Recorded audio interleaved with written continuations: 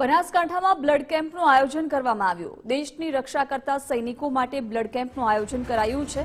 ડીસાના કલ્યાણપુર ગામે બ્લડ કેમ્પનું આયોજન કરવામાં આવ્યું। રક્ત કેમ્પમાં 1100 બોટલ રક્ત એકત્રિત કરાયું હતું। પીએન માળી ફાઉન્ડેશન દ્વારા મેગા બ્લડ કેમ્પ યોજાયો હતો। ડીસાની આજુબાજુની જનતા બ્લડ કેમ્પમાં પણ જોડાઈ હતી।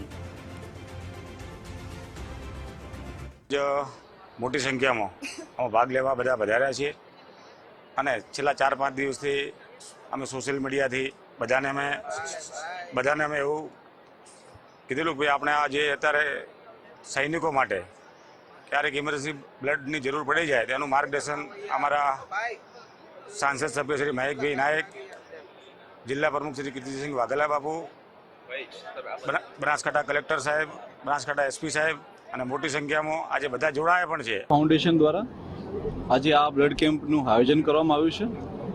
જ્યારે એમણે આ બ્લડ કેમ્પનું આયોજન કર્યું એ વખતે ભારત અને પાકિસ્તાનની વચ્ચે જે છે તણાવભરી પરિસ્થિતિ હતી।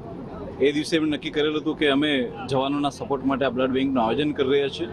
એમણે અમારો કોન્ટેક્ટ કરેલો અને મને ખૂબ ખુશી થાય છે કે આવી કોઈ પણ પરિસ્થિતિ હોય છે ત્યારે આવી અનેક સંસ્થાઓ દ્વારા જે છે એ બ્લડ કેમ્પનું આયોજન કરવામાં આવતું હોય છે। અમે પોલીસ તરીકે બી આ વસ્તુને સપોર્ટ કરીએ છીએ।